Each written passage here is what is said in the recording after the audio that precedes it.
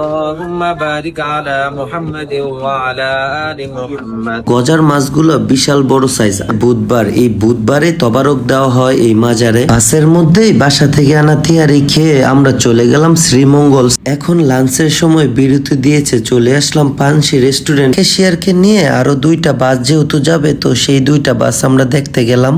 আসসালামু আলাইকুম, কেমন আছেন সবাই? আশা করছি ভালো আছেন। চলে আসলাম নতুন একটি ব্লগ ভিডিও নিয়ে। আজকের ব্লগটি হচ্ছে সোনারগাঁ টু সিলেট যাত্রা। তো রাস্তার মধ্যে কি কি ঘটনা ঘটে সেটাই আপনাদেরকে আজকে দেখাবো। এখন বাজে ভোর 6টা। গাড়ি পাওয়াটা দুষ্কর, তাও একটা গাড়ি নিয়ে চলে গেলাম দড়িকান্দি বাস স্ট্যান্ড। যাওয়ার সাথে সাথেই দেখি আমাদের গাড়িটা চলে আসছে। আমি বাসের ভিতরে উঠে সবার সাথে দেখা করলাম। আমাদের দাদা ভাই দাদিকে নিয়ে যাচ্ছে। এর মধ্যে ট্যুরের 1 নাম্বার ক্যাশিয়ারের সাথে দেখা হয়ে গেল। 2 নাম্বার ক্যাশিয়ারও চলে আসছে ইতিমধ্যে।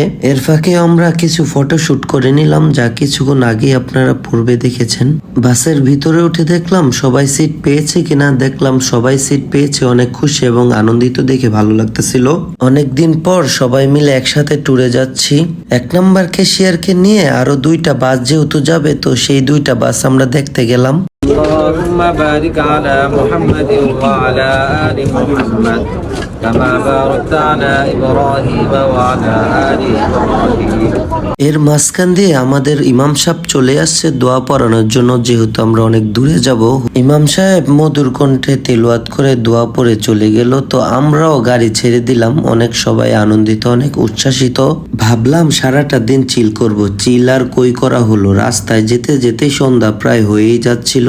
এখন লাঞ্চের সময় বিরতি দিয়েছে, চলে আসলাম পানসি রেস্টুরেন্ট হাইওয়েতে। আমাদের ক্যামেরার পেছনে ছিল সাগর। এমন কিছু ছিল না রেস্টুরেন্টের মধ্যে, কিন্তু ছিল বার্গার, পিৎজা, স্যান্ডউইচ ইত্যাদি ফাস্টফুড জাতীয় খাবার। অভাব নাই।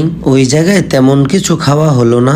বাসের মধ্যেই বাসা থেকে আনা তিয়ারি খেয়ে আমরা চলে গেলাম শ্রীমঙ্গল। শ্রীমঙ্গলের ওয়েদারটা এবং শ্রীমঙ্গল ঘোরার জন্য আসলেই অনেকটা এক্সাইটেড ছিলাম। তো সবাই গুনগুনে গান গাইতেছিল আর ফিল নিতেছিল। ডানা কাটা পরীর আবির্ভাব হয়ে গেল শ্রীমঙ্গলের মাটিতে। ভালোই লাগতেছিল। সবাই একসাথে অনেকদিন পরেই একত্রিত হয়ে ফটো শুট করলাম। তার ফাঁক দিয়ে বলতেছিল সবাই যার যার মতো করে ছবি তুলে নাও, বেশিক্ষণ থাকবো না। শ্রীমঙ্গল আসার পথে সামনে আরেকটি মাজার পরে, তো ইমন ভাই দেখলাম গজার মাছকে কিছু খাবার খাওয়াইতেছিল, মাছ খাওয়াইতেছিল। আপনারা দেখতেছেন কিনা জানি না, কিন্তু গজার মাছগুলো বিশাল বড় সাইজ। আমার থেকে বড় বড় সাইজের হবে আশা করি। মনে হয় একটা মানুষ ভুল ক্রমে নামলে আর বেঁচে ফিরে আসতে পারবে না। এ হচ্ছে মাজার গেট। আসলে মাজার গেটটা আসলে অসম্ভব সুন্দর। পাশেই আছে মসজিদ, মাদ্রাসা। খুব সুন্দর ভাবে চলছে খেলার মাঠ। আজকে হচ্ছে বুধবার। এই বুধবারে তবারক দেওয়া হয় এই মাজারে। আজকে সারাটা দিন চলে গেল আমাদের গাড়িতেই গাড়িতে। শরীর আর চলে না, মনও আর সাইদে না। সব বাধা উপেক্ষা করে চলে আসলাম হোটেলে। অনেক কষ্ট করে রুম মিলাতে পেরেছি আলহামদুলিল্লাহ। তো দেখা হবে নেক্সট কোনো ব্লগে। আসসালামু আলাইকুম।